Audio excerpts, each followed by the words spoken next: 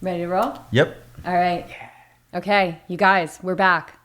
This is the YTP mini, and we're still here with Mon because we shut off the mics and the conversation just kept rolling as it always does. So I asked him if he had another 10 or 15 minutes to chat, and he said yes, yay. So we're here, and I have been staring at this gorgeous totem that is hanging around Mon's neck.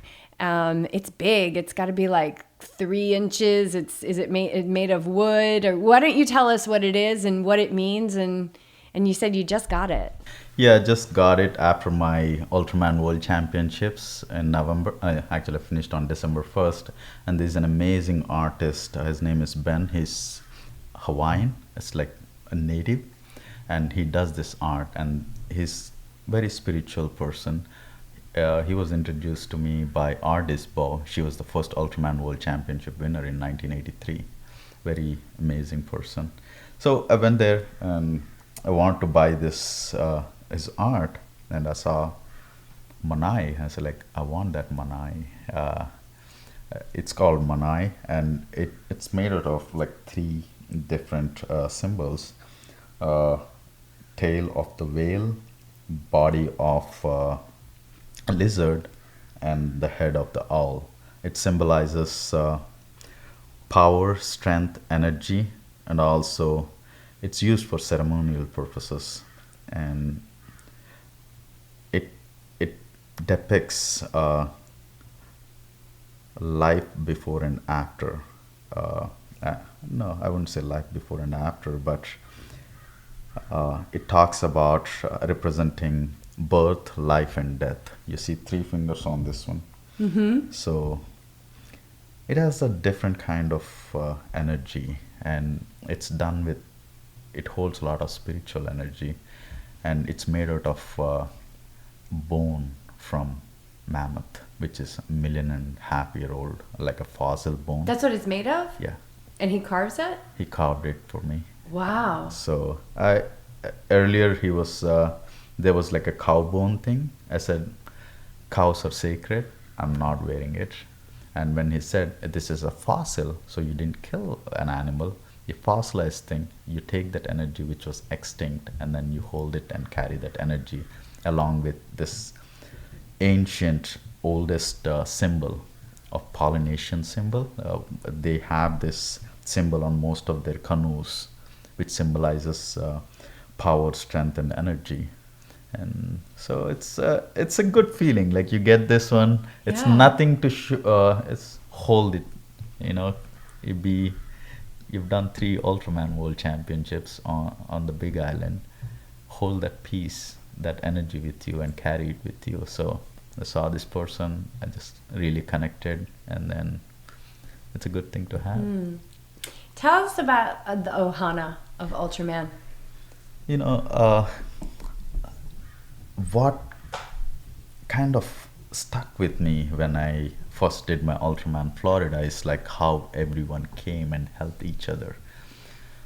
Back in those days, like, what's the communities, they helped each other.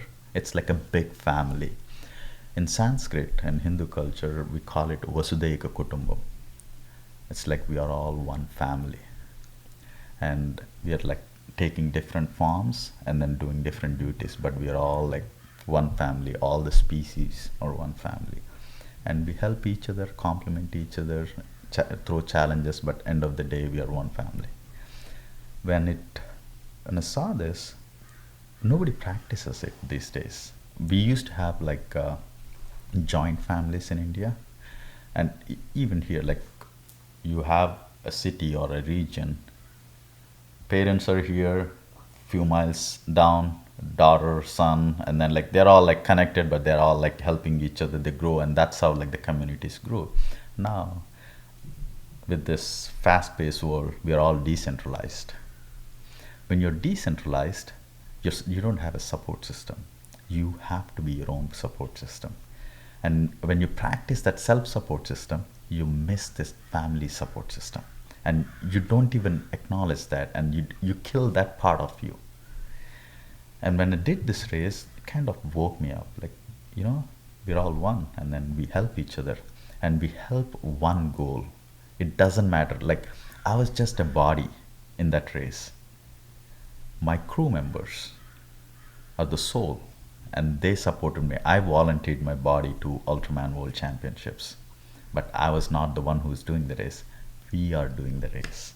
It's not just my crew and me, and I had the race officials supporting me. They're like energy which was sent back from India, some of my family members. So it's we all t- channeled the energy into this body and did this race. So with that Ohana, you can accomplish anything you put your mind to. And this concept of aloha, ohana, kokua means aloha is pure love. It's not romantic love, but it's love for each other and species. And ohana is obviously family.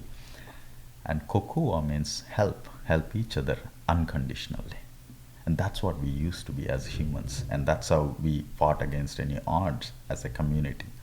It wasn't political. It was just like purely human and justifying your being on this earth. So this is what like Ultraman is all about. Aloha, Ohana, Kuku, and they protected it from past 35 years. There's a good energy. There's no commercial interest in this race, and that's what makes it beautiful.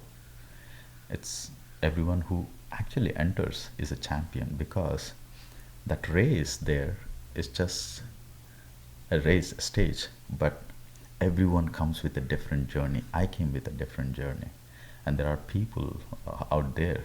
The day before the race, I forgot his name. He's from El Salvador, I guess. He trained, he's invested everything, and his wife was scheduled to deliver his baby a week after the race, or 2 weeks, 10 days after the race. The day before the race, she delivers. What do? You're way, like, thousands of miles away, and then see the journey of this guy, like what's going on in his head. People, like, if you ask somebody else's perspective, what is he doing here? This energy, the family wants him to accomplish for everyone. It's the journey, and like the support system helps the wife and the kid and everything. So it's very hard to comprehend each journey. I mean, I talked to him, I connected with him, I could understand him.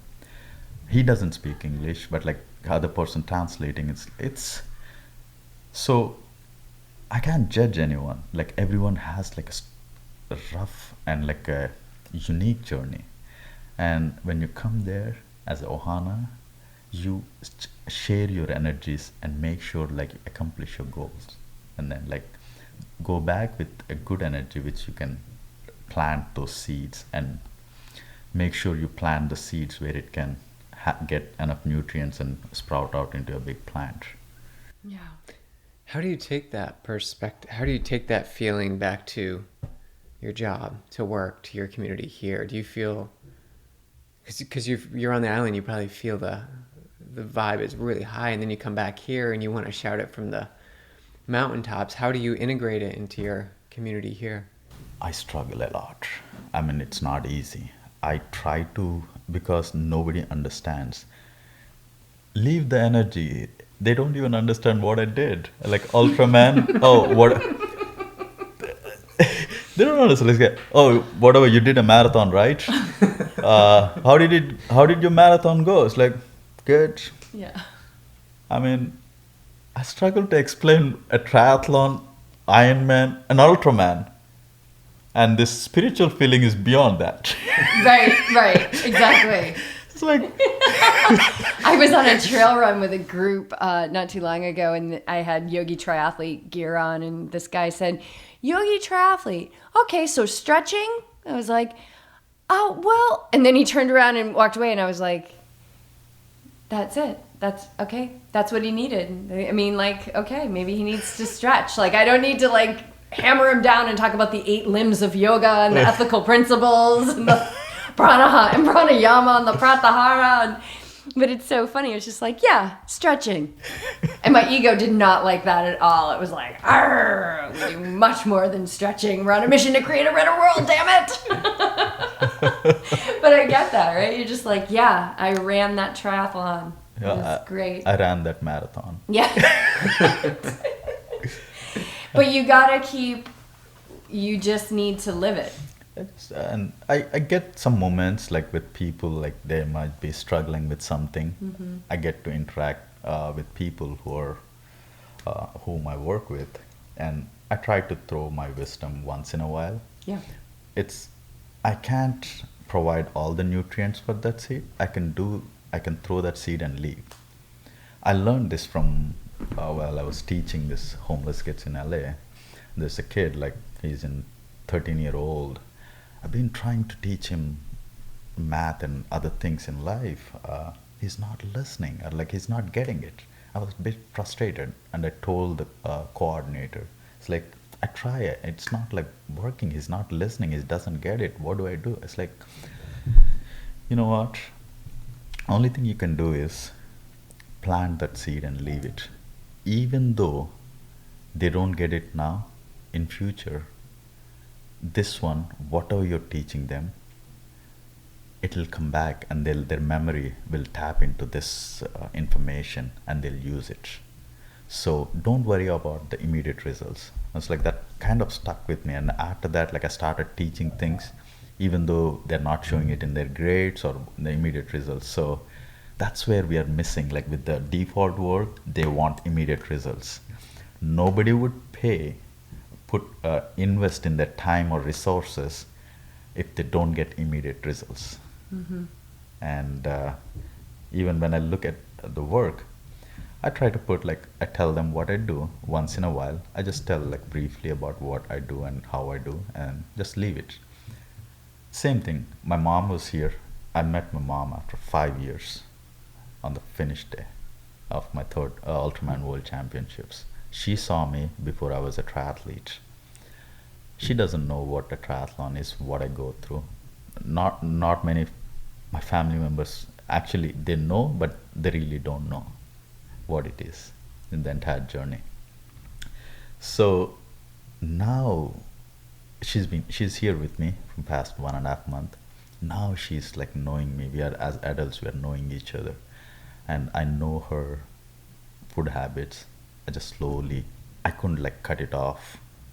She eats a lot of rice. Slowly I transitioned her out of rice. She's diabetic, but our staple food is rice. How do I bring that to her?